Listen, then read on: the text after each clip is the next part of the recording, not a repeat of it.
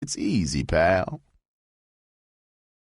I just lay there for a long moment, feeling myself tremble.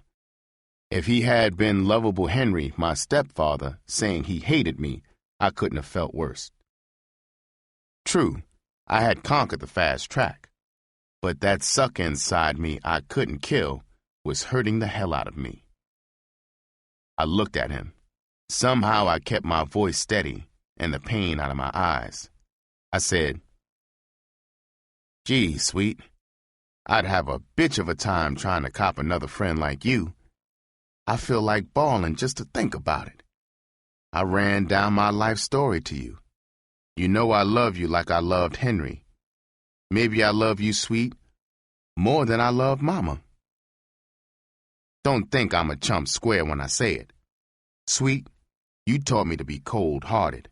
You're the only person on earth who could hurt me. The jokers in the street call me iceberg. They'd laugh their asses off if they knew I was weak for a stud I love like a father. Sweet, please don't hit them. I got sucker weakness. Don't ever do anything to croak my love for you. Sweet, if you ever do, they'll all get hip. I'll maybe fall apart and run through the streets wailing like a crazy bitch. Sweet, I'll wait and think for a day or so. Poison can't steal, Chris. I'll kick things around in my skull. Maybe you should be looking out for the stable." The whole time I was talking, he had run his index fingers along the sword edges of his pants creases. His gray eyes had found the suitcases and cluttered room fascinating works of art. He swallowed air and tinted his bejeweled fingers under his first chin. He said, "Berg, this joint is wrecking your skull. Sweet would chop his right arm off before he'd cross you. You're the only friend I got, sweetheart. Shit, honey, you could have 100 whores and I could be whoreless. I'd ask you to give me a bitch. I wouldn't try to steal no whore from you, darling. You need anything? I got a split. I got 2 whores I got to pick up downtown." I said, "No, sweet, I don't need anything. I'll rap to you tomorrow. If you hear anything, wire me fast. I'm sure glad you dropped by." I heard his heavy feet pounding down the linoleum in the hall. They stopped. I heard them getting louder. He was coming back. I looked around the suitcase where he had been sitting. I didn't see anything he had left. He thumped the door. I opened it. He had Miss Peaches in his arms. He was flashing the first gold-toothed grin I'd ever seen on his face. He said, "Berg, I forgot to tell you. They found old Pretty Preston frozen stiff in the alley back of the roost. The poor bastard had wrapped himself in newspapers. The Greek fired him a week ago for staying near the fire and not pulling marks on the sidewalk. The drunk half-white bastard thought the newspapers could stand off 10 below zero."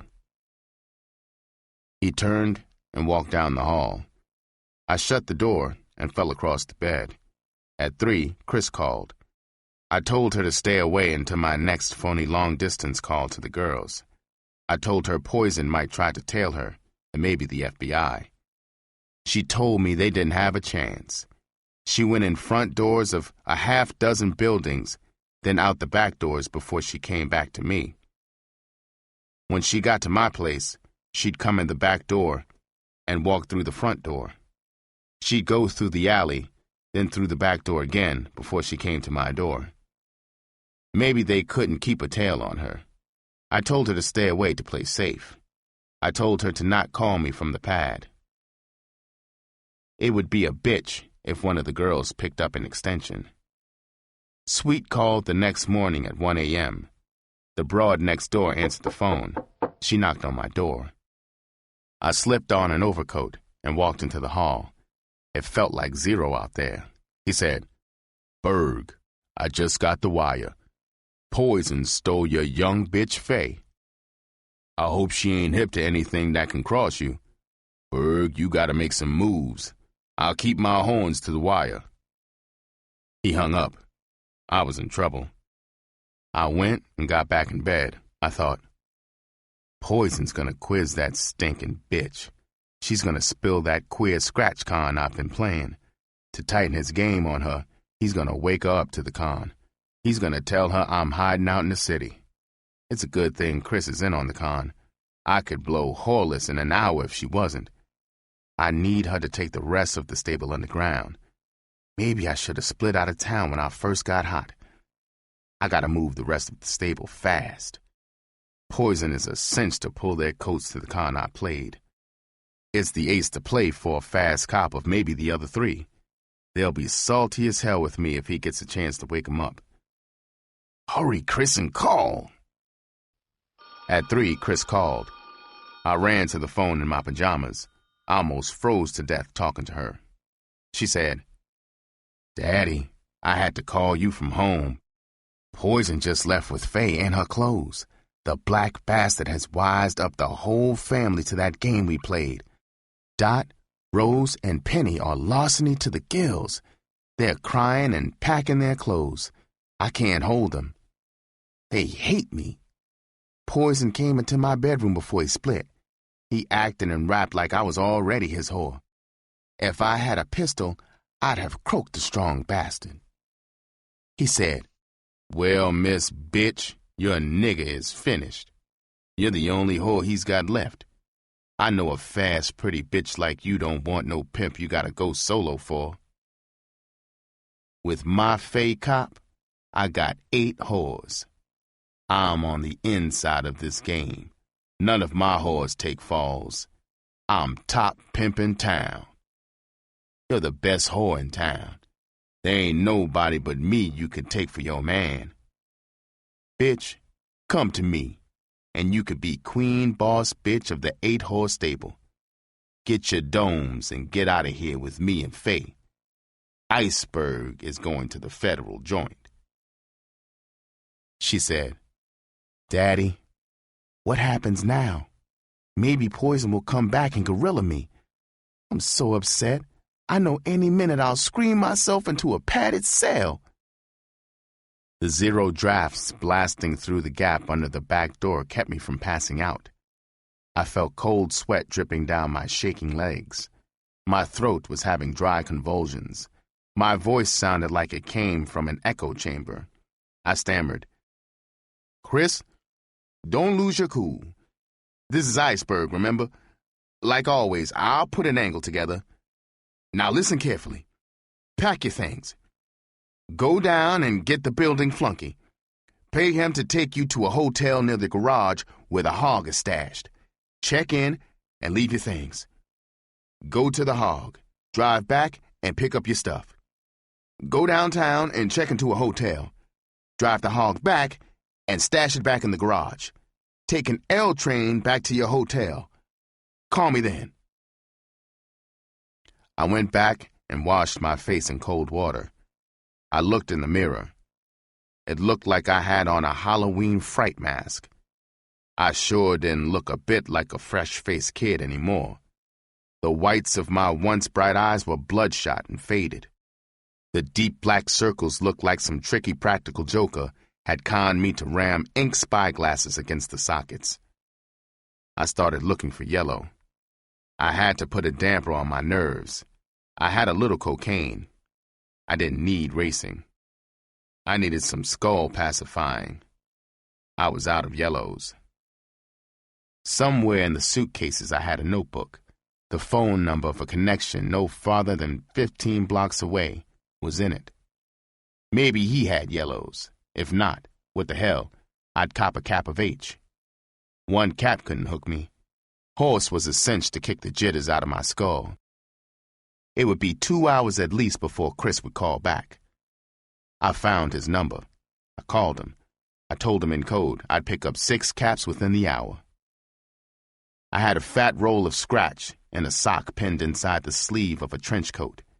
I started to take it with me. I stuck it in my benny pocket. It bulged like a grapefruit. I'd be back before long. I pinned it back inside the sleeve. I had close to 6,800 slats stashed there. I fished out 3 saw bucks. I slipped pants and a shirt over my pajamas. I put on shoes and a heavy benny. I was in a hell of a hurry. I pulled the door shut. I heard the spring latch lock. Less than 5 minutes after I had talked to the peddler, I was on my way. It was 4 a.m. when I left. The wintry winds almost snatched my lid off my skull. It felt good, though.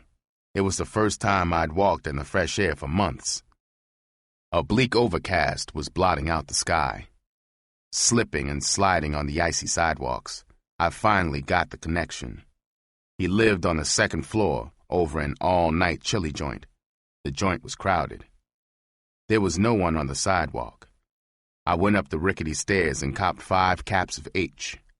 He put the caps into a cellophane shell from a cigarette pack. He twisted the end and balled the package. I took it and went down the stairs to the street. I had the sizzle in my hand. I started to walk by the chili spot on my way home.